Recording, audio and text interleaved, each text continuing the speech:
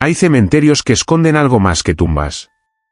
En cada rincón, en cada cruz olvidada, hay historias que nunca fueron contadas, hasta ahora. En este vídeo te voy a revelar 10 relatos reales, vividos por sacerdotes y testigos que jamás volvieron a ser los mismos. Desde gritos que se escuchan detrás de un muro, hasta ataúdes que cambian de lugar por sí solos. ¿No estás listo para lo que vas a escuchar? Quédate hasta el final, porque la última historia es la más perturbadora de todas, y nadie ha podido explicarla. Si llegaste hasta aquí, y ya sabes que esto no fue una casualidad. Suscríbete al canal para más relatos como estos, deja tu like si alguna historia te puso la piel de gallina, y cuéntame en los comentarios. ¿Cuál de todas te pareció más aterradora? Te leo. Historia 1. Los gritos detrás del muro del Panteón en Texas. Me llamo Padre Antonio Méndez, y fui asignado durante casi 6 años a la parroquia de San Nicolás de Bari, en un pequeño poblado al sur de Texas, casi en la frontera con México. Era un lugar caluroso, polvoriento, con largas extensiones de desierto seco, donde el viento parecía arrastrar no solo arena, sino también cosas que no se pueden ver pero sí sentir. La parroquia tenía bajo su cuidado un panteón que quedaba justo detrás del templo, rodeado por una barda de ladrillo vieja, agrietada y manchada por la humedad del subsuelo. Desde el primer día que llegué ahí, los feligreses me advirtieron que no me quedara solo en el cementerio después del anochecer. Algunos decían que se escuchaban cosas, otros simplemente se persignaban y desviaban la mirada. Pensé que eran supersticiones de pueblo, muy comunes en zonas donde la tradición oral y el miedo se mezclan. Pero eso cambió una noche de octubre, cuando decidí rezar por los difuntos del Camposanto. Era algo que acostumbraba a hacer desde que era joven, una forma de honrar a las almas olvidadas, aquellas cuyos nombres ya no son pronunciados ni por sus descendientes. Esa noche llevé mi breviario, un rosario de madera oscura y una lámpara de aceite. Me senté en una banca que daba hacia la parte trasera del panteón, justo frente al muro más viejo, que colindaba con un terreno baldío lleno de arbustos secos y troncos caídos. Todo estaba en silencio. Solo se oía el canto lejano de los grillos y algún ladrido apagado en el horizonte. Recé varios misterios del rosario y empecé a pedir por cada nombre que lograba leer en las lápidas. Me encontraba en paz, hasta que lo escuché por primera vez. Un grito. Largo, desgarrado, como si alguien estuviera siendo lastimado. Provenía del otro lado del muro, pero era demasiado cercano, demasiado real. Me puse de pie con lentitud, apagué la lámpara y agucé el oído. Durante algunos segundos no se escuchó nada, pero entonces vino otro grito, esta vez más profundo, como si lo hubiera lanzado alguien desde el fondo de la tierra. Corrí hacia la entrada del panteón, salí a la calle y rodeé el muro para inspeccionar el terreno baldío. No había nada. Ni una pisada, ni una silueta, ni señales de que alguien hubiera pasado por allí. Volví al templo algo confundido, y no dije nada. Pensé que tal vez era el eco de alguna voz lejana, aunque en el fondo sabía que no. Las siguientes noches decidí no volver al panteón. Pero después de una semana, el remordimiento me ganó. No podía abandonar esa práctica de oración por simple miedo. Regresé. Esta vez fui un poco antes, mientras el sol aún bajaba. Me quedé rezando hasta que cayó la noche. De nuevo, los gritos. Pero esta vez no fue uno, sino varios. Como si hubiera una conversación o una súplica. Eran voces humanas, no lo dudaba. Algunas suplicaban en susurros, otras gritaban con furia, como si odiaran el silencio. Sentí un escalofrío recorrerme el cuerpo. No era posible que eso viniera del terreno baldío. El muro tenía más de 2 metros y nadie podía escalarlo sin hacer ruido. Me acerqué al muro. Coloqué la mano sobre los ladrillos fríos y me pareció sentir una leve vibración, como si alguien estuviera del otro lado golpeando con los nudillos. Esa noche no pude dormir. Comencé a investigar discretamente entre los parroquianos. La mayoría no quería hablar. Solo una anciana, doña Felipa, se atrevió a contarme que cuando ella era niña, allá por los años 40, un grupo de personas desapareció cerca de ese mismo muro. Al parecer eran migrantes que se refugiaron una noche en el cementerio. Nadie volvió a verlos. Las autoridades buscaron en el campo, pero no encontraron nada. Algunos dicen que los mataron por cruzar por donde no debían. Otros creen que fueron enterrados ahí mismo, sin nombre, sin cruz, sin oración. Desde entonces, algunos sacerdotes han escuchado lo mismo que yo, pero prefirieron callar o fueron transferidos. Yo no podía irme así. Durante varios meses seguí rezando ahí, noche tras noche, anotando los días en que las voces se escuchaban. Siempre coincidía con fechas cercanas al Día de los Muertos, o aniversarios de entierros viejos. Llegué incluso a colocar un micrófono oculto cerca del muro, pero al revisar las grabaciones solo se escuchaba un zumbido distorsionado, como si el aparato no pudiera captar lo que mis oídos sí. Una madrugada de noviembre, cuando el frío se colaba por las grietas del muro, decidí encarar aquello. Me senté frente al muro y hablé en voz alta. Dije que era sacerdote, que estaba allí para rezar por quienes no habían recibido sepultura digna. Dije que no tenían por qué seguir sufriendo. Al principio solo hubo silencio, pero luego vino algo que no esperaba, una carcajada. Una risa seca, grotesca, que no parecía humana. Fue tan fuerte que pensé que alguien estaba detrás del muro. Me levanté como pude, con las piernas temblorosas, y salí a buscar. Nada. El terreno seguía igual. Ni huellas, ni ramas rotas, ni una sola alma viva. Pero al volver, encontré algo que me heló la sangre. Sobre la banca donde yo me había sentado, había marcas de uñas, como si alguien se hubiera aferrado ahí con desesperación. También encontré mi rosario, roto en 3 partes, aunque yo no lo había soltado en ningún momento. Esa noche supe que lo que sea que habita en ese muro no solo son almas en pena. Hay algo más. Algo que se alimenta del dolor, del olvido, del abandono. Desde entonces, cada vez que un nuevo sacerdote llega a esa parroquia, le dejo una nota, sin firma, advirtiéndole que no rece solo en el panteón. Algunos me han llamado exagerado. Otros, después de unos meses, me han buscado para contarme lo mismo, voces, gritos, risas. Un muro que no solo separa vivos de muertos, sino algo más antiguo, más oscuro. Hasta el día de hoy, ese muro sigue en pie. Nadie lo ha derribado. Algunos dicen que si se rompe, saldrá lo que está atrapado ahí dentro. Otros creen que ya se ha salido. Lo único cierto es que, cuando el viento sopla fuerte en el cementerio, aún se oyen los gritos. Y no hay oración que los calme. Si llegaste hasta aquí, ya sabes que esto no fue una casualidad. Suscríbete al canal para más relatos como estos, deja tu like si alguna historia te puso la piel de gallina. Y cuéntame en los comentarios. ¿Cuál de todas te pareció más aterradora? Te leo. Historia 2: el ataúd que cambió de lugar 3 veces en Zaragoza. Me llamo Padre Julián Bernal, y durante más de una década estuve al frente de una pequeña parroquia rural en las afueras de Zaragoza, España. Era un sitio apartado, rodeado de campos áridos y olivos envejecidos, donde los inviernos eran húmedos y fríos, y los veranos, secos como el hueso. La iglesia estaba junto a un camposanto antiguo, tan viejo como el pueblo mismo, con lápidas torcidas, cruces de hierro oxidado y una capilla mortuoria de piedra que databa del siglo XVIII.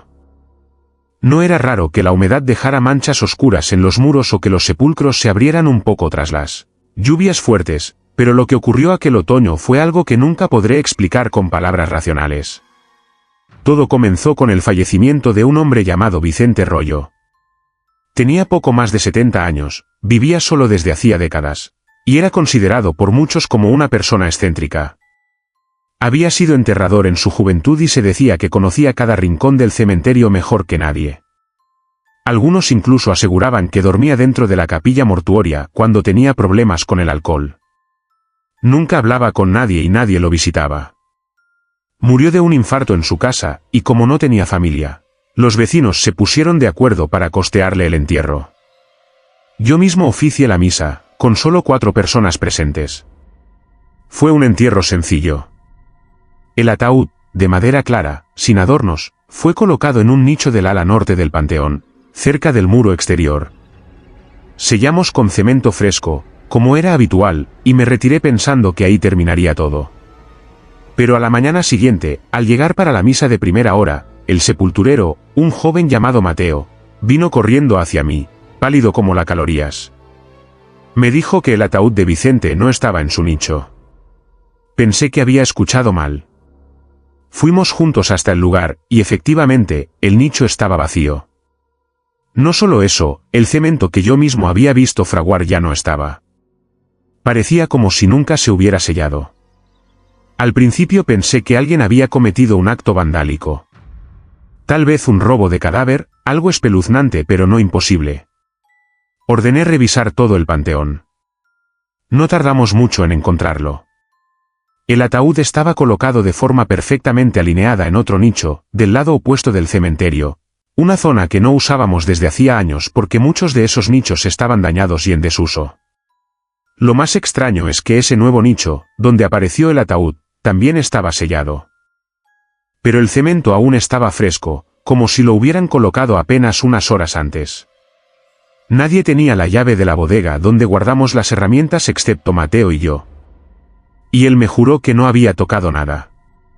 Volvimos a abrirlo y lo regresamos al nicho original, esta vez reforzando el sellado y anotando la fecha en el interior del muro. Incluso coloqué una pequeña cruz de madera bendecida sobre el sello. Quise creer que había sido un error humano. Alguien con acceso indebido, una broma macabra. Pero 2 noches después, volvió a ocurrir. Me despertó una llamada de Mateo, quien vivía junto a la entrada del camposanto. Me dijo que había escuchado ruidos metálicos, como cadenas arrastrándose y golpes huecos. Al asomarse por la ventana, vio una silueta moviéndose entre las lápidas. No era un ladrón. Era alta, desgarbada, como si caminara con esfuerzo. Cuando salió a investigar, ya no había nadie. Pero al revisar el nicho de Vicente, otra vez estaba vacío. El ataúd había sido trasladado a un tercer nicho, esta vez en la parte baja del muro sur, justo al lado de la tumba de una niña que había muerto hacía más de 100 años. Otra vez, el cemento estaba fresco. La colocación, perfecta. Como si alguien, o algo, supiera exactamente cómo hacer el trabajo de un sepulturero. Esta vez sentí un escalofrío muy distinto. No era solo miedo. Era una sensación de que algo muy antiguo, muy profundo, se estaba manifestando. Recé en voz alta por el alma de Vicente. Fui a su antigua casa y bendije cada habitación. Quemé incienso, sal y agua bendita. Pero el aire en esa vivienda era espeso, cargado. En un rincón del dormitorio encontré una caja con recortes de periódicos amarillentos. Muchos hablaban de muertes en el panteón, de accidentes, de cuerpos encontrados fuera de sus tumbas. Había notas escritas a mano en los márgenes. Fechas, nombres, símbolos que no reconocí. Vicente no solo trabajó en el cementerio, parecía obsesionado con él. Esa noche volví a la capilla y recé hasta quedarme dormido en uno de los bancos. Soñé que alguien me tocaba el hombro y me decía con voz hueca, no quiere estar ahí. Me desperté sobresaltado. Afuera, el viento azotaba las ramas secas de los cipreses. Al amanecer, me dirigí una vez más al nicho. Y sí, el ataúd había sido movido de nuevo. Estaba ahora en el suelo, justo al centro del pasillo de tierra que divide el cementerio. Sin sellado, sin protección. Como si lo hubieran dejado allí para que lo viera. Abrí el ataúd. El cuerpo de Vicente estaba intacto, pero sus manos estaban cruzadas de una forma distinta, y sus ojos estaban abiertos. No grité. Solo recé. Recé todo lo que pude. Lo enterramos por última vez en una fosa en tierra, sin nicho. Leí el ritual completo, y además de agua bendita, puse una cadena de hierro encima del ataúd antes de cubrirlo. Desde ese día, no volvió a moverse. Pero cada tanto, al pasar cerca de esa tumba, las herramientas de los sepultureros se oxidan sin explicación. Algunos empleados nuevos dicen que ven a un hombre vestido con ropa antigua, que camina con una pala al hombro y se detiene a mirar fijamente los nichos vacíos. Yo ya estoy jubilado, pero he vuelto varias veces.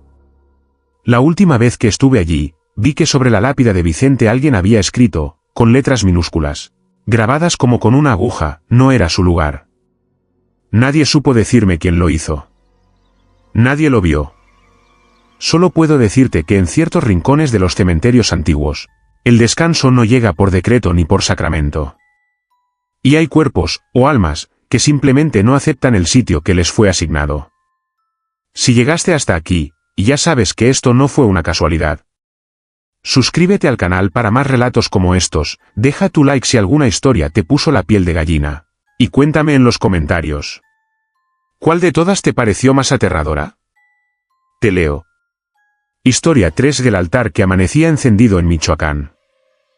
Me llamo Padre Ernesto Patiño y fui asignado durante un par de años a la parroquia de San Miguel Arcángel, en una comunidad remota en la sierra de Michoacán. Es un lugar hermoso, rodeado de pinos altos, neblina constante y una calma que a veces asusta. La parroquia está construida sobre una colina, y justo abajo, al final de un camino de tierra flanqueado por cruces de madera, se encuentra el cementerio del pueblo. Es pequeño, con apenas unas decenas de tumbas, muchas sin nombre, cubiertas por maleza o flores secas. Los pobladores son devotos, muy respetuosos de sus muertos, especialmente durante las fechas cercanas al Día de Muertos, cuando todo se llena de velas, papel picado, comida y ofrendas. Sin embargo, hubo un altar que no estaba asociado a ninguna familia. Estaba escondido al fondo del panteón, junto a una hilera de árboles retorcidos, casi pegado al barranco. Lo vi por primera vez al amanecer, poco después de llegar a la comunidad. Me habían llamado para celebrar una misa por los difuntos, y como suelo hacer, bajé temprano a orar entre las tumbas. El cielo apenas clareaba cuando noté una tenue luz entre las ramas. Me acerqué y vi un pequeño altar hecho con piedras, con una cruz improvisada clavada en el centro. Encima había una cajita de madera, una foto de un niño, de unos 6 años, tal vez, y varias velas encendidas. No le di demasiada importancia. Pensé que alguien lo había colocado durante la noche. Pero al día siguiente, al volver a caminar por el cementerio, volví a ver las velas encendidas. Y al siguiente, también. Siempre a la misma hora, alrededor de las 3 de la mañana, alguien las encendía. Pregunté entre los vecinos quién se encargaba del altar. Nadie sabía. La mayoría ni siquiera estaba al tanto de su existencia. Cuando les mostraba la foto del niño, todos negaban conocerlo. El sepulturero, don Aurelio, un hombre ya mayor que llevaba más de 40 años trabajando en el cementerio, me juró que ese altar no existía antes. Decía que él lo habría visto.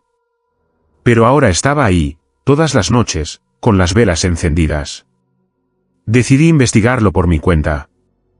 Una noche, me escondí entre las tumbas cercanas, abrigado por el frío de la madrugada, esperando a ver quién encendía las velas.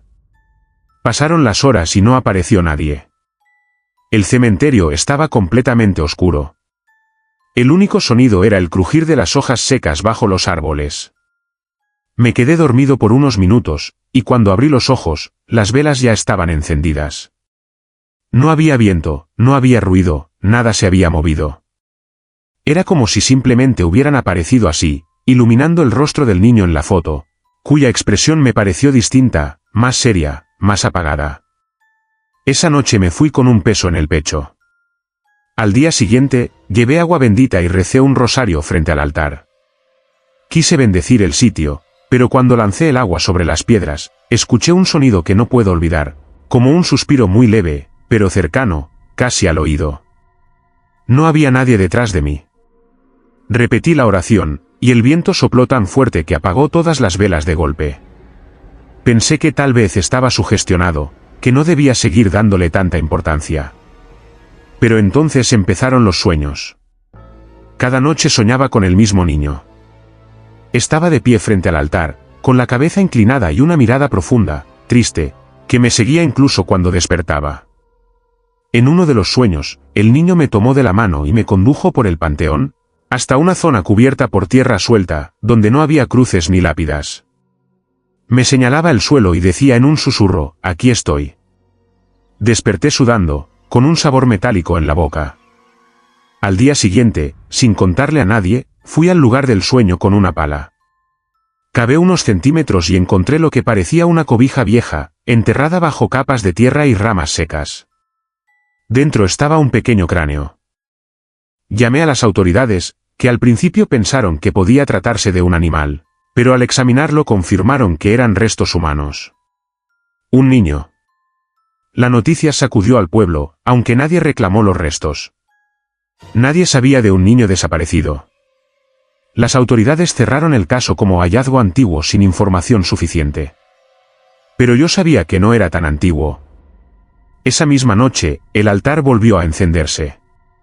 Esta vez no solo con velas, sino con una flor fresca de cempasúchil, como recién cortada. Decidí dejar una nota escrita al pie del altar. ¿Quién eres? A la mañana siguiente, la nota había desaparecido. En su lugar, había una palabra escrita con carbón en la piedra: Samuel. Pregunté por ese nombre entre los más ancianos del pueblo.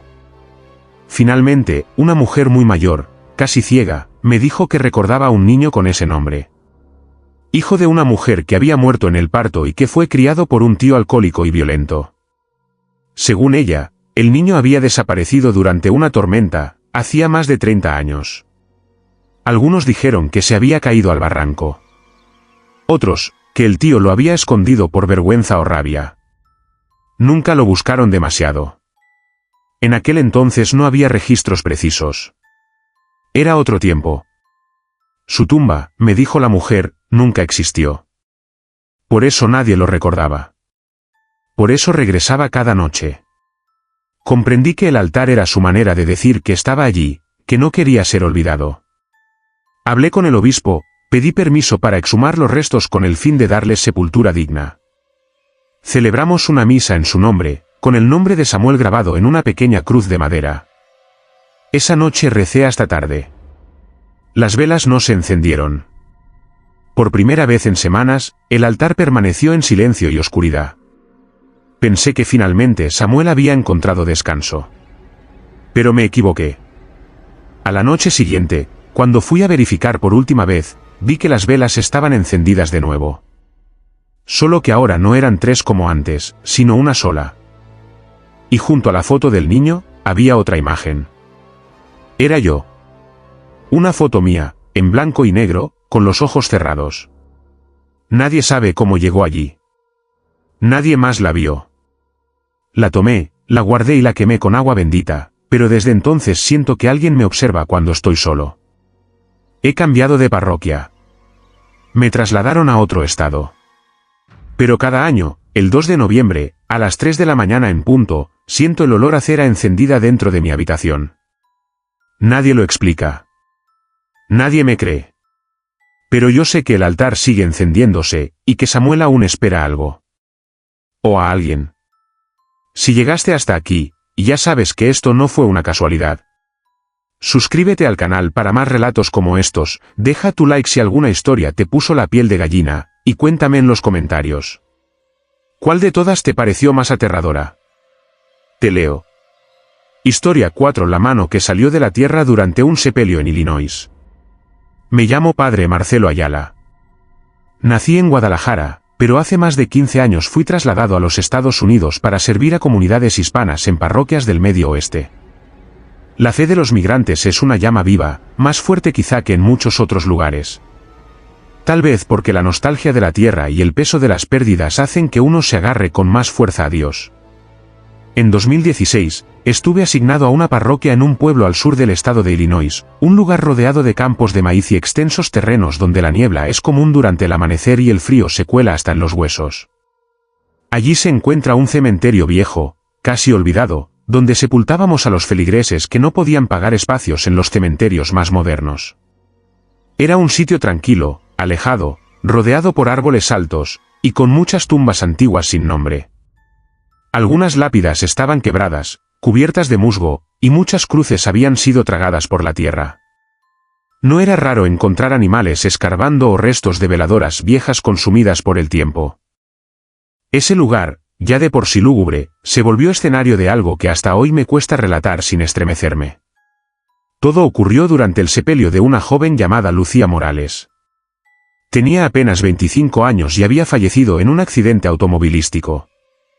Su familia, originaria de Oaxaca, era muy devota, y me pidieron que celebrara una misa sencilla y que la sepultura fuera en ese cementerio, donde ya descansaban sus abuelos. El día del sepelio fue gris, nublado, con un viento helado que agitaba las copas de los árboles como si fueran banderas. La familia estaba reunida alrededor de la fosa. Había llovido la noche anterior, así que la tierra estaba húmeda, oscura, como barro espeso. Recé las oraciones habituales, rocié el ataúd con agua bendita y, mientras los sepultureros comenzaban a cubrir el féretro con tierra, algo detuvo el momento de forma abrupta. Uno de los hombres que echaba tierra desde una pala soltó un grito y retrocedió, dejando caer la herramienta. Pensé que se había lastimado, pero al acercarme, vi que su rostro estaba pálido, y su dedo señalaba hacia el borde de la fosa, del lado opuesto. Lo que vi ahí me paralizó, una mano emergía de la tierra, justo a unos metros del ataúd. No era una raíz ni un guante ni una ilusión. Era una mano real, humana, delgada, de piel grisácea y uñas largas y ennegrecidas. Estaba inmóvil, apuntando hacia el cielo, como si intentara aferrarse a salir. Por un momento nadie se movió. El silencio fue tan denso que se podían oír las respiraciones aceleradas. Una mujer rompió en llanto. Otro gritó, «Es un alma en pena», y se persignó varias veces. Yo me acerqué con cuidado. Toqué la mano con un palo largo, esperando que fuera solo una extremidad de algún cuerpo mal enterrado. Pero al tocarla, se movió. Apenas 1 centímetro, lo suficiente para confirmar que no estaba inerte. Retrocedí de golpe. Los sepultureros, horrorizados, se negaron a seguir trabajando.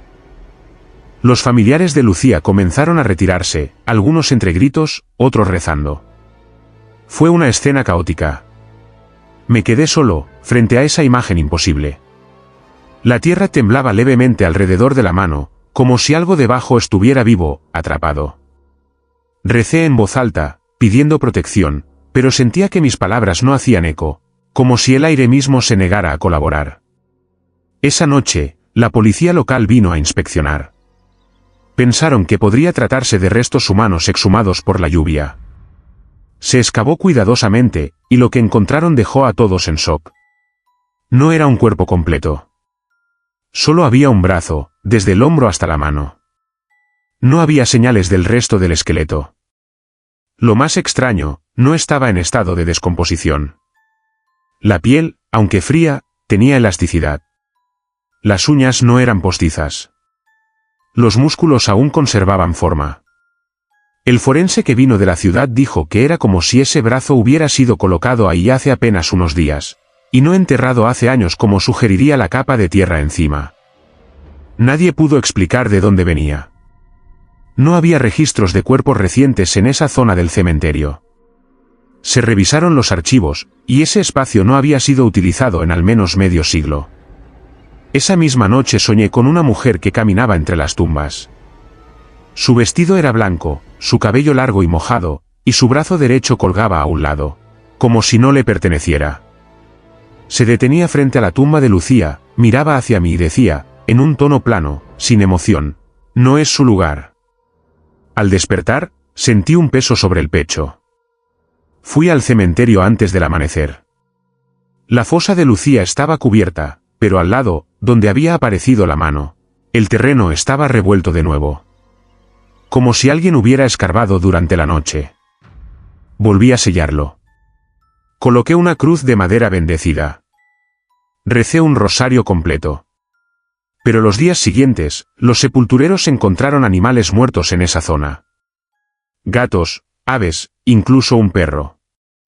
Todos con marcas de garras en el cuerpo, como si algo los hubiera atrapado bajo tierra. Decidí organizar una misa especial de exorcismo del terreno, con incienso y letanías. Los vecinos vinieron, nerviosos. Muchos creían que el cementerio estaba maldito. Algunos dijeron que, durante las madrugadas, veían figuras moverse entre las lápidas. Una mujer con el brazo vendado, que se arrastraba cerca del barranco. Después de la misa, durante unas semanas, todo pareció calmarse. Pero luego, otro sepelio, otro incidente. Esta vez, mientras colocaban el ataúd de un hombre mayor, la tierra comenzó a agrietarse unos metros más allá. Un ruido sordo, como un lamento, se oyó desde el subsuelo. Nadie quería volver a enterrar allí. Se clausuró esa sección del cementerio. Pero yo sé que no basta. Hay algo enterrado en ese terreno, algo que no pertenece a este mundo.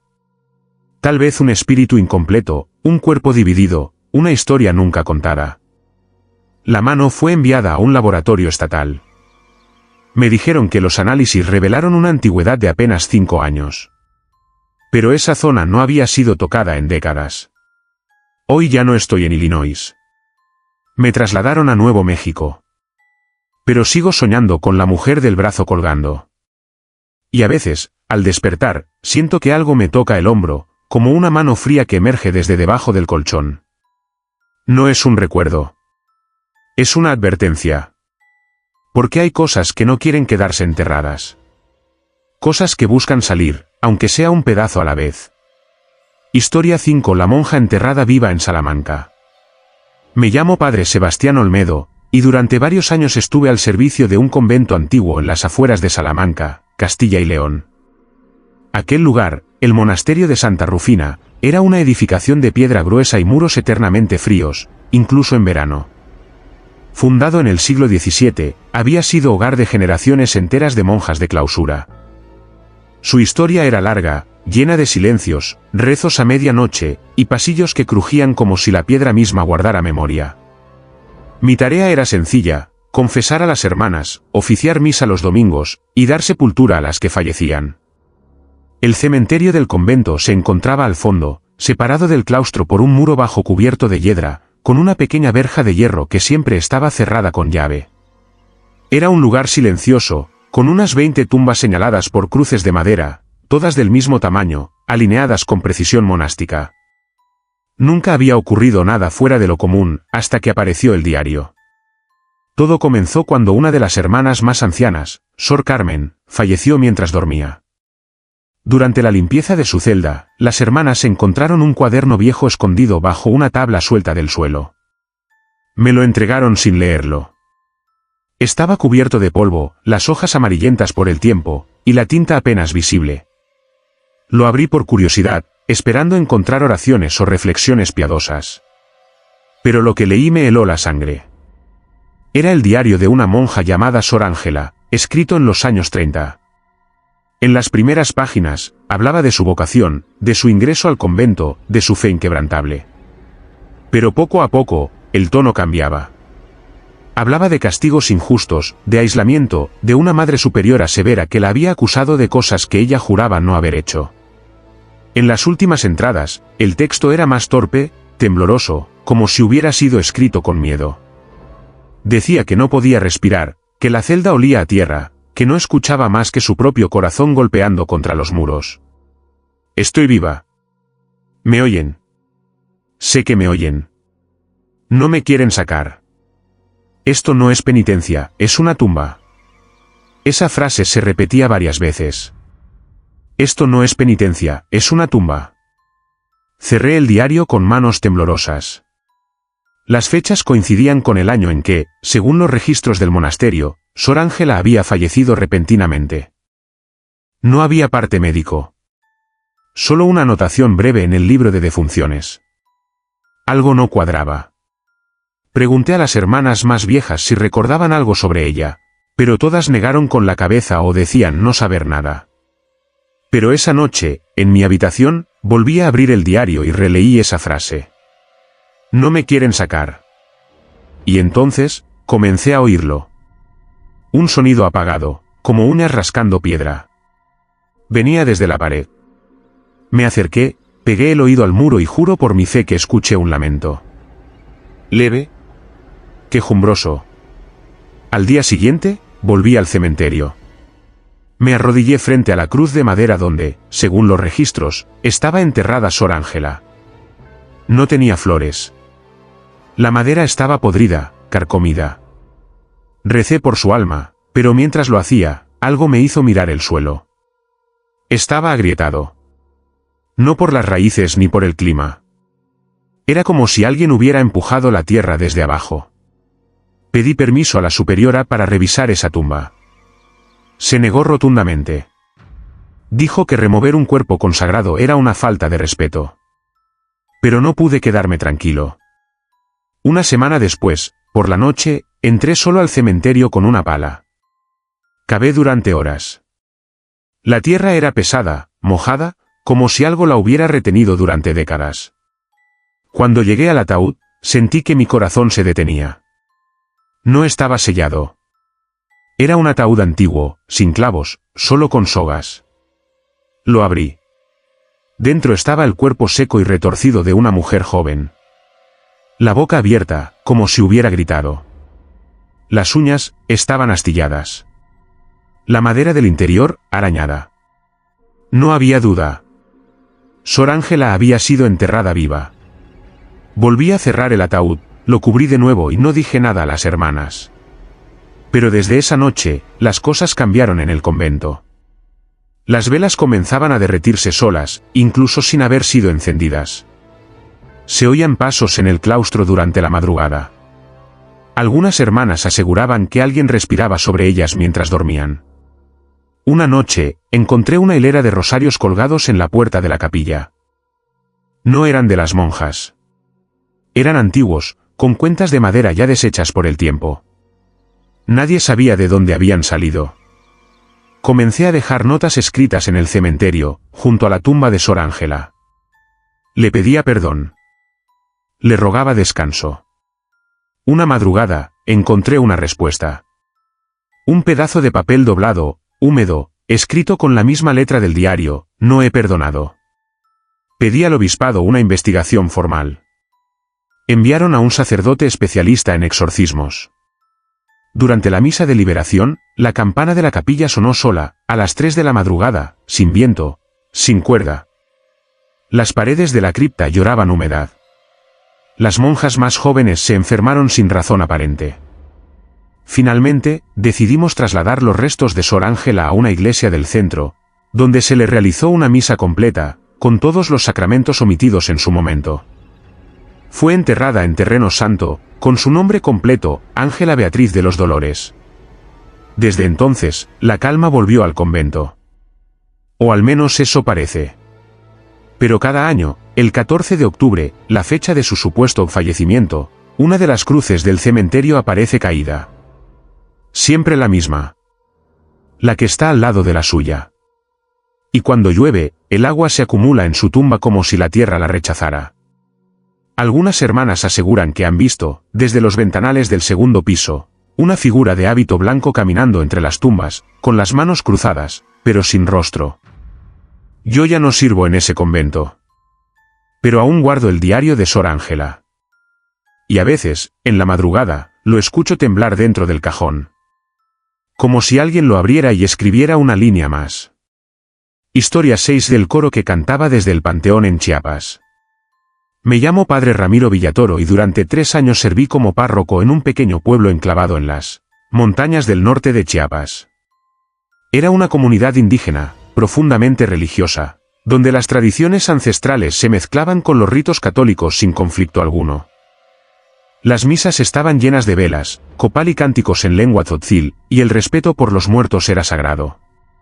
El panteón del pueblo estaba a unos 500 metros de la iglesia, al final de un sendero de tierra roja que se volvía intransitable cuando llovía. No tenía muros, solo una cerca de madera que rodeaba las tumbas, muchas de ellas decoradas con flores de papel, fotos enmarcadas y ofrendas que los vivos dejaban con devoción. Desde mi llegada, escuché rumores extraños sobre aquel cementerio. Algunos decían que, en las madrugadas, se escuchaba un coro cantando desde adentro. No música ranchera, ni rezos, un coro, como de iglesia. Voces masculinas y femeninas, entonando cantos gregorianos en latín, a capela, con una armonía que helaba la sangre. Pensé que se trataba de supersticiones locales, quizá ecos del viento, animales nocturnos, o simplemente imaginación. Pero todo cambió una noche de junio, cuando regresaba de visitar a una familia enferma en la montaña. Pasaban de las 3 de la mañana, y mientras bajaba por el sendero hacia el pueblo, vi que había una tenue luz en la dirección del panteón. Me detuve a observar, pensando que algún grupo había encendido una fogata. Pero no era fuego. Era un resplandor azulado, pálido, como el que da la luna cuando se refleja en agua. Me acerqué en silencio, y entonces lo escuché. Un canto bajo, coral, profundamente triste. Reconocí la melodía de inmediato, era el Dais Irae, el canto del juicio final. No lo escuchaba desde mis años de seminario. No había instrumentos, solo voces humanas, profundas, perfectamente afinadas. Lo que me heló la sangre fue que esas voces salían de las propias tumbas. No había personas vivas allí. Nadie visible. Solo lápidas, cruces de madera y un aire tan quieto que parecía suspendido. Retrocedí lentamente, haciendo la señal de la cruz una y otra vez. No volví a dormir bien después de esa noche. Pensé en contarlo, pero temía que me tomaran por loco. Empecé a subir con frecuencia al panteón por las mañanas, buscando signos de rituales, huellas, restos de velas, pero no encontraba nada. Sin embargo, cada semana, algún poblador me decía que había escuchado el canto de los difuntos, como ellos lo llamaban. Una mujer, doña Clara, me confesó que una vez escuchó el canto justo cuando su hijo agonizaba en casa, como si lo estuvieran llamando desde el otro lado. Otra vecina, que vivía cerca del cementerio, aseguraba que su bebé se despertaba llorando justo a las 3 de la mañana, siempre con los ojos fijos en la ventana. Un día decidí grabar. Coloqué una pequeña grabadora entre dos lápidas, bien oculta, y regresé al amanecer. Al revisar el audio, lo que escuché no era música, ni voces, ni siquiera murmullos. Solo un zumbido constante, como si la frecuencia de las voces no pudiera ser captada por el aparato. Un sonido grave, envolvente, que se intensificaba a las 3:07 y desaparecía a las 3:30. Llevé esa grabación a un amigo técnico en la ciudad de Tuxtla, y me dijo que era como un ruido blanco modulado, algo que él nunca había oído en grabaciones naturales. Le pedí que la limpiara, que amplificara. Al hacerlo, emergió una voz clara, pero extrañamente antigua. Decía una sola palabra, repetida, escita. Lo reconocí, es una palabra en latín usada en antiguos cantos de resurrección. No sabía qué pensar. Empecé a revisar los archivos del templo, los registros antiguos, buscando algún patrón. Descubrí algo inquietante. En 1931, durante una epidemia, un grupo de religiosos extranjeros llegó al pueblo, entre ellos un sacerdote jesuita, 3 monjas y un músico litúrgico italiano. Según los documentos, construyeron una pequeña capilla de madera junto al panteón y organizaban misas nocturnas. Pero un año después, desaparecieron todos. Algunos decían que huyeron por miedo a contagiarse. Otros, que fueron enterrados en secreto porque también enfermaron. Sus nombres no figuraban en ninguna lápida, pero una hoja suelta entre los libros parroquiales mencionaba que fueron puestos a descansar junto al coro de los santos. Desde entonces, ningún otro sacerdote había permanecido más de 5 años en ese pueblo. Todos pedían traslado. Muchos sufrían pesadillas, y otros simplemente se iban sin explicar. Una madrugada, decidí ir solo. Llevé conmigo una lámpara, un crucifijo, y un ejemplar del Liber Usualis, el antiguo libro de cantos gregorianos. Me senté junto a la tumba más antigua, y cuando el reloj marcó las 3, comencé a escuchar el canto otra vez. Esta vez, más fuerte. No eran voces lejanas, eran presencias cercanas. Sentí que había cuerpos a mi alrededor. No los veía, pero podía oírlos respirar, entonar, elevar la voz en una armonía imposible. Abrí el libro, y sin pensar, comencé a cantar con ellos. El Agnus Dei. Mi voz se unió a la de ellos. Por unos segundos, sentí una paz que no había sentido nunca. Pero entonces, todo se detuvo. Un silencio total. Sentí que alguien me tocaba la espalda. Me di la vuelta. No había nadie. Solo un crucifijo enterrado a medias en la tierra. Lo saqué. Era antiguo, de hierro oxidado, con inscripciones en latín. Me lo llevé. Al día siguiente, lo limpié y descubrí que tenía un nombre grabado, Fray Matteo Bianchi. El músico italiano. Desde ese día, el canto no volvió a escucharse. Al menos no en el cementerio. Porque desde entonces, en la sacristía del templo, cada noche a las 3:07, se escucha un susurro. No es una voz hablada. Es un tono, una nota sostenida, como el inicio de un canto. Algunos dicen que el coro ya no canta para llamar a los muertos, sino para proteger a los vivos. Otros piensan que fue un error unir mi voz a la suya. Que ahora, algo quedó abierto. Que en la tercera madrugada de cada mes, cuando la luna está en cuarto menguante, las lápidas del panteón vibran, como si se afinara un instrumento bajo tierra. Nadie más ha querido pasar por allí de noche. Y yo, cada vez que rezo en soledad, evito cantar. Porque siento que alguien me escucha. Y responde. Historia 7. La mujer sin pies que caminaba en el panteón de Alabama. Mi nombre es Padre Eugenio Salvatierra, originario de Sevilla, pero hace ya más de 10 años que sirvo como sacerdote en la diócesis de Mobile, en Alabama, Estados Unidos. Llegué aquí por recomendación del obispo, en parte por mi dominio del inglés y en parte porque muchos de los feligreses de la región son hispanos, en su mayoría mexicanos que han conservado un profundo respeto por los rituales católicos y el culto a los muertos. Me asignaron a una iglesia modesta en un pueblo rodeado de campos de algodón y viejos panteones del siglo XIX. El cementerio más cercano, el de Saint Thomas, está a menos de 1 kilómetro del templo. Es antiguo, con lápidas desgastadas por el tiempo, árboles cubiertos de musgo y un aire pesado incluso en los días soleados. La gente del pueblo no lo visita mucho. Dicen que hay cosas raras allí. Yo no le daba importancia hasta que la vi. Fue una noche de otoño, después de una misa por el alma de un joven que murió en un accidente de auto. Como es costumbre, caminé solo hacia el cementerio para rezar junto a la tumba donde sería enterrado al día siguiente.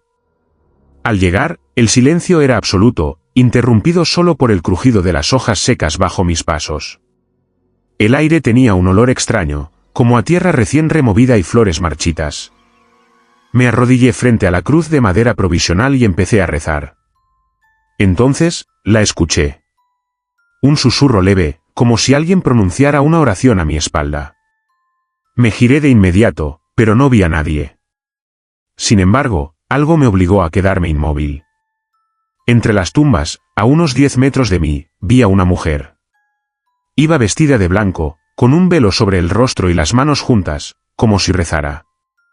Lo más extraño era que no caminaba, flotaba. Sus pies no tocaban el suelo.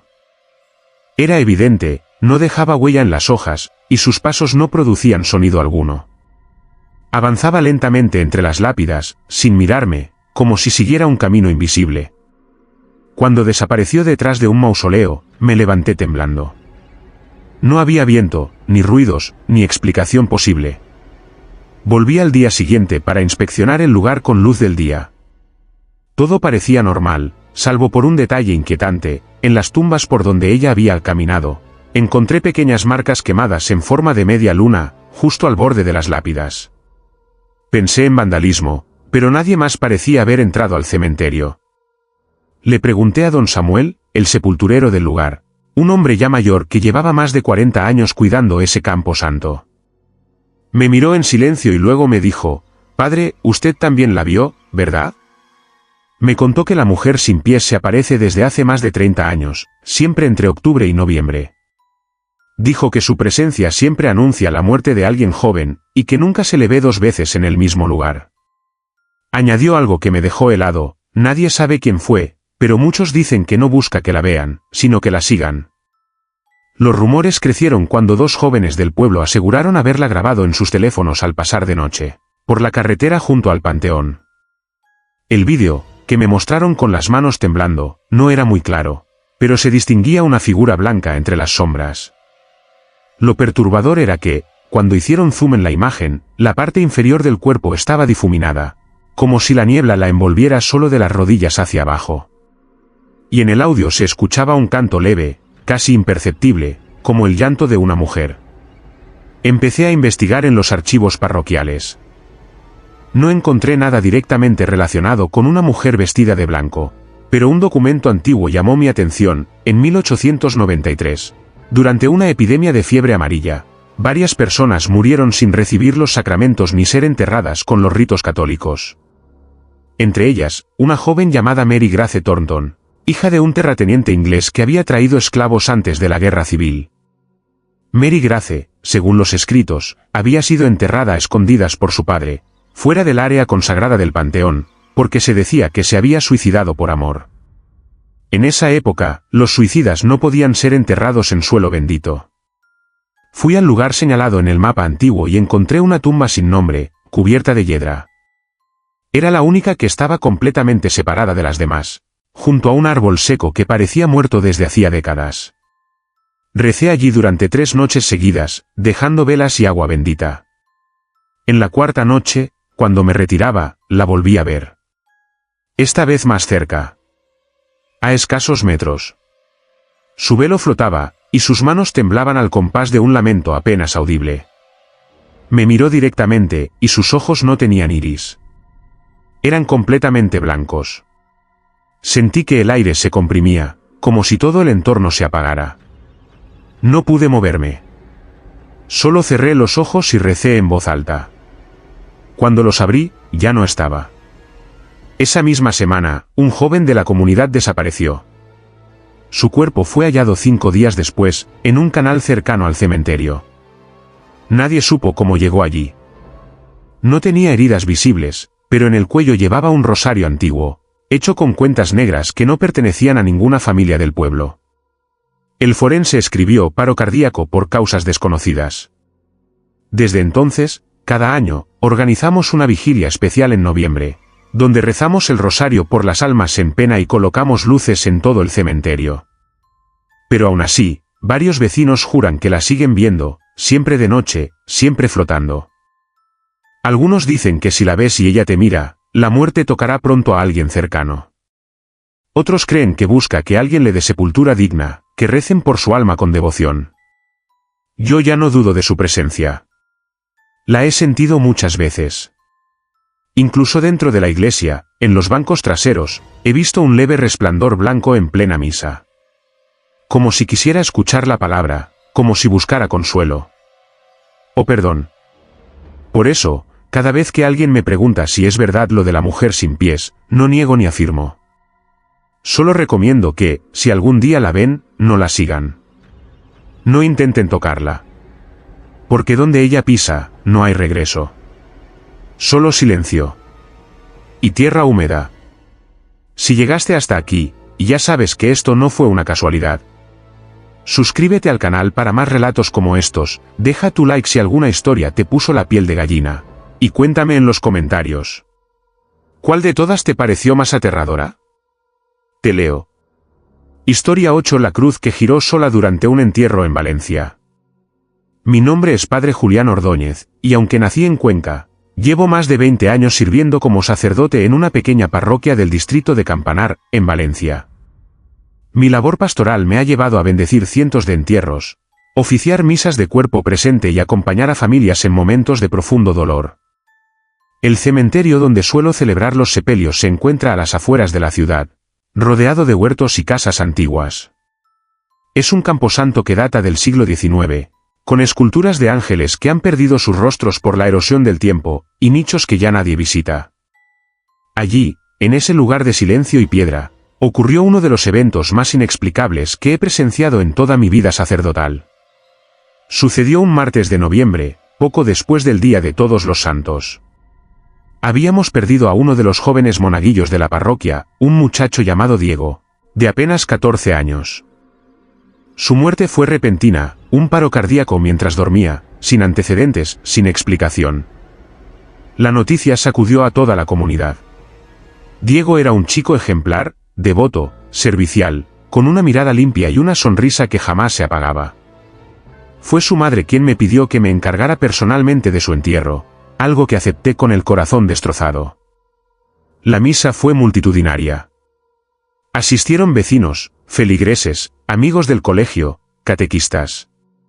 Todo transcurrió en calma, con la solemnidad que exige un adiós prematuro. Después, trasladamos el ataúd al cementerio, donde ya se había preparado un espacio especial, justo al lado de una vieja cruz de hierro fundido que estaba firmemente soldada a una base de piedra. Esa cruz llevaba allí desde la Guerra Civil, cuando sirvió como monumento a los caídos de una familia numerosa de la región. Era grande, pesada, y su base estaba corroída por el tiempo pero aún sólida. Nadie había visto nunca que se moviera, y menos que se girara. Hasta aquel día. Durante el entierro, mientras recitábamos las últimas oraciones, un viento súbito empezó a soplar. No era una brisa normal. Venía en ráfagas cortas, frías, como si algo invisible se desplazara alrededor del grupo. Las flores del féretro empezaron a sacudirse y el aire adquirió un olor metálico, casi como a sangre o hierro oxidado. Fue entonces cuando ocurrió. La cruz de hierro, esa que había permanecido inmóvil durante décadas, comenzó a girar lentamente sobre su base. Al principio pensé que era una ilusión causada por el viento. Pero no.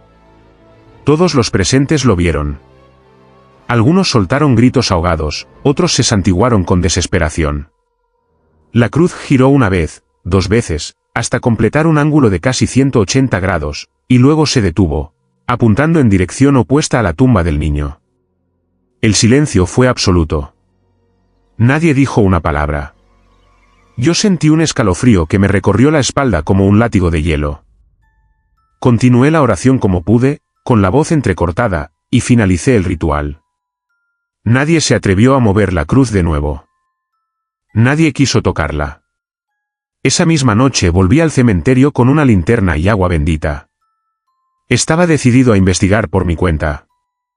Revisé la base de la cruz, convencido de que quizás alguien había manipulado el anclaje, pero no encontré ningún rastro de intervención humana. Estaba bien sujeta, con óxido cubriéndola casi por completo. Imposible moverla con las manos. Me arrodillé junto a la tumba de Diego y recé. Fue en ese momento que noté algo aún más inquietante: la tierra recién removida exhalaba un calor inusual. No era calor del sol, ya que el día había sido fresco. Era como si algo bajo la tierra estuviera vivo, o no descansara en paz. Al día siguiente, hablé con don Eliseo, un anciano que lleva más de 50 años como cuidador del cementerio. Cuando le conté lo sucedido, se quedó en silencio unos segundos y luego dijo: «Padre, esa cruz ya se movió una vez, hace mucho, en el entierro de una niña llamada Clara». Según me relató, Clara había sido enterrada en 1962, con apenas 12 años, después de caer por las escaleras del convento donde vivía como aspirante a novicia. Su muerte fue misteriosa, y se rumoreaba que sufría visiones extrañas, decía que oía voces durante la noche. La cruz giró entonces, de la misma manera. Desde aquel día, varios sacerdotes que pasaron por esta parroquia intentaron quitarla, pero siempre sucedía algo: herramientas que desaparecían, accidentes menores, e incluso un cura que sufrió un infarto junto a ella. Empecé a atar cabos. Diego, como Clara, también era un niño con una espiritualidad muy profunda. Una semana antes de su muerte, me había dicho algo que en su momento no entendí: «Padre, anoche soñé que una cruz giraba sola, pero no me daba miedo. Solo apuntaba hacia donde debo ir». Pensé que era una fantasía, una imagen sin importancia. Ahora ya no estoy tan seguro. Desde aquel entierro, cada vez que me acerco a esa cruz, siento una opresión en el pecho, como si el aire se hiciera más espeso. La gente del pueblo también ha cambiado su actitud, ya nadie quiere ser enterrado en ese sector del cementerio. Hay quienes aseguran que, por las noches, se escucha un quejido que viene desde donde está la tumba de Diego. Otros dicen haber visto una figura blanca de pie junto a la cruz, mirando en dirección opuesta, como esperando a alguien.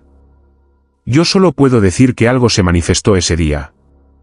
Algo antiguo, profundo, que reacciona a ciertas almas puras o inocentes. No sé si es un aviso, una señal o un lamento. Pero desde entonces, cuando celebro un entierro, evito hacerlo cerca de esa cruz. Y cada noche, antes de dormir, pido que el alma de Diego encuentre la luz. Porque hay silencios que pesan más que 1000 palabras, y símbolos que, al moverse, nos recuerdan que no todo en este mundo está bajo nuestro control. La cruz, esa cruz, sigue allí. Y aunque nadie la toca, todos sabemos que un día volverá a girar.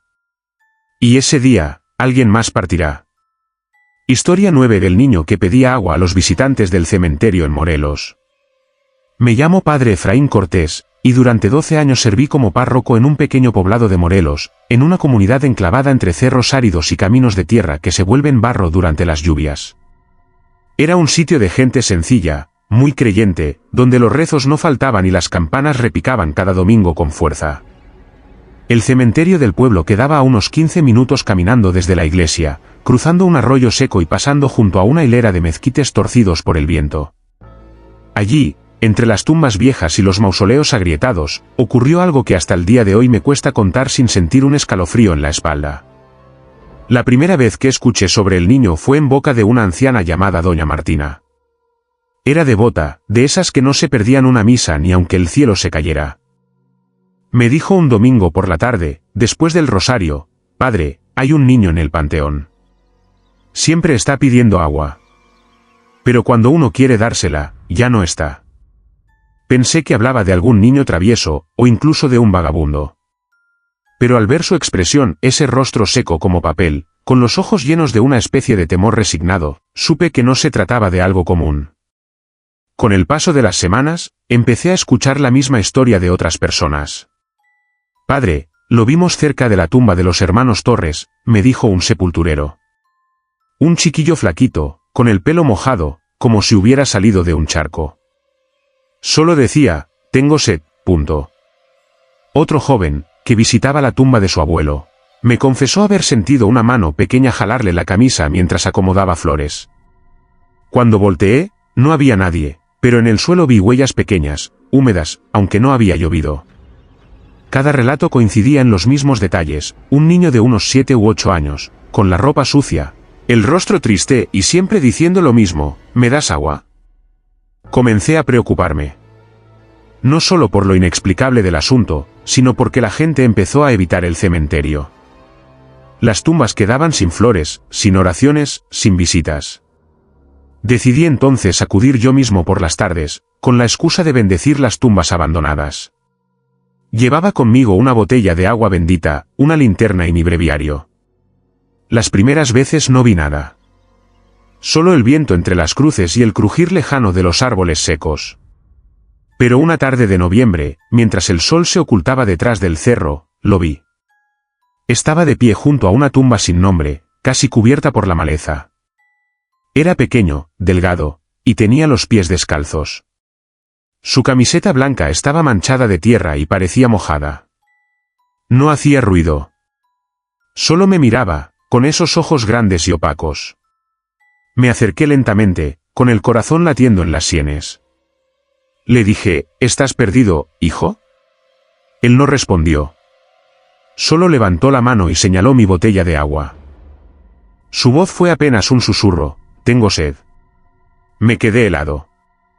Le ofrecí la botella, pero cuando estiré el brazo, el niño desapareció. No corrió. No se desvaneció lentamente. Simplemente, dejó de estar allí. Frente a mí, solo quedó la tumba cubierta de hojas, y una pequeña mancha de humedad sobre la tierra seca. Recé un Padre Nuestro y me alejé sin mirar atrás. Al día siguiente, busqué en los registros parroquiales alguna pista sobre esa tumba. No tenía lápida, pero recordaba su ubicación. Revisando documentos viejos encontré algo. Hace 10 años, un niño llamado Emiliano había sido enterrado en ese mismo lugar. Murió en un accidente en el campo, cuando cayó dentro de un pozo seco que luego se inundó con una tormenta repentina. Lo buscaron durante horas, pero cuando lo encontraron ya era tarde. Según el acta, lo sepultaron con prisa, sin velorio, porque la familia no tenía recursos y temían que el cuerpo se descompusiera rápido por el calor. Volví a ese sitio varias veces después. Siempre con agua. Siempre con una oración en los labios. Y en varias ocasiones volví a ver al niño. Ya no me hablaba. Solo aparecía, miraba en silencio, y desaparecía. A veces dejaba huellas húmedas sobre las lápidas, otras veces se escuchaban gotitas caer donde no había agua. Una vez, durante la misa del Día de los Fieles Difuntos, una botella de agua que había dejado sobre el altar desapareció, y al día siguiente la encontré vacía, junto a la tumba de Emiliano. Hablé con la madre del niño, doña Leticia, que aún vivía en el pueblo, sola y enferma. Le conté todo, con cuidado. Ella no se sorprendió. Dijo que desde la muerte de Emiliano, soñaba con él cada mes. En los sueños, su hijo lloraba, empapado, y le pedía agua. Nunca supe si era culpa o si realmente estaba sediento allá donde está, me dijo, con lágrimas que no había derramado en años. Le propuse hacer una misa especial, una bendición en la tumba y colocar por fin una lápida con su nombre. Ella aceptó. Esa misa fue distinta. Al colocar la lápida con el nombre de Emiliano Cruz Morales, sentí una paz rara. como si el aire se hiciera más liviano. Dejamos una jarra de agua fresca y una vela encendida. Desde entonces, nadie ha vuelto a ver al niño. Pero cada 2 de noviembre, sin falta, la jarra que colocamos amanecía vacía, aunque nadie dormía cerca del cementerio. Hoy ya no estoy en ese pueblo. Pero cada vez que paso por Morelos, me detengo en el cementerio, dejo una botella de agua junto a la tumba de Emiliano, y rezo. Porque hay almas que no descansan por olvido, por sed o por miedo. Y si algo he aprendido en todos estos años, es que incluso los más pequeños pueden quedarse atrapados entre este mundo y el otro, esperando un gesto simple, como un trago de agua. Historia 10. Las pisadas mojadas sobre lápidas secas en California. Me llamo Padre Joaquín Herrera y durante casi 20 años estuve al frente de la parroquia de San Miguel Arcángel, ubicada en una pequeña ciudad al norte de California, no muy lejos de la frontera con Oregón. Era una comunidad tranquila, de esas donde todos se conocen por nombre, donde las celebraciones religiosas aún conservan un aire antiguo y las campanas marcan los tiempos del día como en los pueblos de antaño. El cementerio parroquial, construido a mediados del siglo XIX, se extendía sobre una colina detrás del templo, rodeado de pinos altos y niebla casi permanente en los meses de invierno. Era un lugar solitario, pero hermoso. Silencioso, pero digno. Al menos así lo creíamos, hasta que comenzaron a aparecer las pisadas. Todo comenzó en una mañana soleada de marzo. El sacristán, un hombre meticuloso llamado Elías, vino a verme con el ceño fruncido. Me dijo que había encontrado huellas de pies descalzos sobre varias lápidas del sector antiguo del cementerio. Parecen mojadas, padre. Como si alguien hubiera caminado saliendo de un río. Pero no llovió anoche, y todo está seco. Pensé que era alguna travesura, tal vez de algún joven que se había colado en la madrugada. Sin embargo, cuando fui a verlas con mis propios ojos, algo me inquietó profundamente.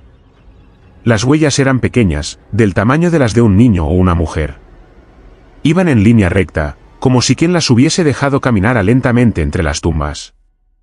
Lo más extraño era que todas comenzaban en la entrada trasera del cementerio, pero siempre terminaban frente a una misma tumba, una lápida antigua de mármol blanco, cubierta de musgo, con una inscripción apenas visible que decía, Ana Delgados, 1871 a 1891, nunca olvidada.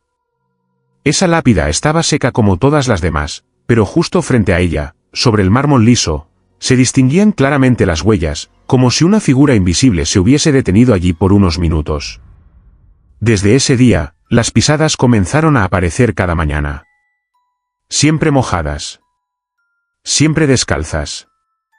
Y siempre siguiendo el mismo recorrido. A veces eran más profundas, otras apenas visibles. Incluso en días de calor intenso, en los que no había una gota de rocío en el aire, las marcas seguían apareciendo. Intentamos poner cámaras de seguridad, pero curiosamente, ninguna grabación mostraba nada inusual. Las imágenes salían borrosas o simplemente se detenían entre la 1 y las 3 de la madrugada. La historia comenzó a correr entre los feligreses. Algunos se acercaban solo para verlas, otros empezaron a tener miedo de visitar a sus muertos. Hubo quien aseguró haber escuchado pasos suaves sobre la grava mientras rezaba, sin que hubiera nadie cerca. Una mujer, doña Rosa, me dijo que sintió un roce frío en el tobillo mientras arreglaba flores. Como una mano mojada, padre. Me fui corriendo. Yo mismo, en más de una ocasión, sentí un aire húmedo y helado rodearme mientras rezaba el rosario nocturno. Decidí investigar quién había sido Ana Delgado. Revisando los archivos antiguos de la iglesia, encontré que era hija de una familia española que había emigrado a California en el siglo XIX. Ana murió a los 20 años, de lo que los registros describen como melancolía profunda, un término que antiguamente usaban para referirse a suicidios. En una carta guardada en los archivos, su madre escribía, Ana se fue en silencio, sin una palabra, sin despedida. Se arrojó al pozo detrás del molino. Nunca supimos por qué. Esa frase me estremeció. La imagen de una joven caminando con los pies empapados, repitiendo cada noche su camino final, comenzó a tomar forma en mi mente. Mandé limpiar la tumba, colocar flores y hacer una misa en su nombre. Pensé que con eso, las pisadas cesarían. Pero no. Al contrario, Durante una semana entera, las huellas se multiplicaron. Ya no era solo un par de pies. Aparecían otras más pequeñas, más erráticas. Una noche, mientras me quedé rezando en el cementerio, escuché claramente el chapoteo de pies mojados caminando detrás de mí. Al voltear, no vi a nadie, pero las huellas se formaban frescas sobre la piedra, justo ante mis ojos, como si alguien invisible dejara rastro a su paso. Fue entonces que hablé con un anciano del pueblo, don Tomás, que me contó una historia que no figuraba en los libros. Me dijo que hace muchos años, después de la muerte de Ana, varias jóvenes del pueblo afirmaron haberla visto caminando por el borde del cementerio, con la ropa empapada y el cabello enmarañado, pidiendo ayuda sin hablar. Algunas dijeron haberla seguido hasta el pozo, donde desaparecía. El pozo fue tapiado poco después y nadie volvió a mencionarlo. Pero según Tomás, el espíritu de Ana nunca se fue. No descansó, padre. Murió sola, triste, y nadie la lloró como debía. Convencido de que algo debía hacerse, propuse organizar una vigilia. Reuní a varios feligreses, llevamos velas, rezamos un rosario completo frente a su tumba, y bendije el lugar con agua exorcizada. La noche fue larga, silenciosa. Pero mientras todos estábamos en oración, se escuchó un crujido suave, como el de pasos sobre hojas mojadas. Alguien gritó. Alguien más rezó en voz alta. Yo solo vi, con claridad, como las velas frente a la lápida de Ana se apagaban una a una, como si una mano invisible pasara frente a ellas. Desde entonces, las huellas han aparecido con menos frecuencia, pero no han desaparecido por completo. A veces, tras una lluvia leve, reaparecen con más fuerza. Siempre terminan en la misma tumba. Algunos dicen que Ana busca compañía, otros que revive una y otra vez su última caminata. Yo no lo sé. Pero cada vez que camino por ese cementerio, miro el suelo. Y si veo marcas de pies descalzos y mojados sobre las lápidas secas, dejo una flor y un rezo. Porque hay presencias que no descansan, no por falta de fe, sino por heridas que ni el tiempo ni la tierra pueden cerrar. Si llegaste hasta aquí, ya sabes que esto no fue una casualidad. Suscríbete al canal para más relatos como estos, deja tu like si alguna historia te puso la piel de gallina, y cuéntame en los comentarios. ¿Cuál de todas te pareció más aterradora? Te leo.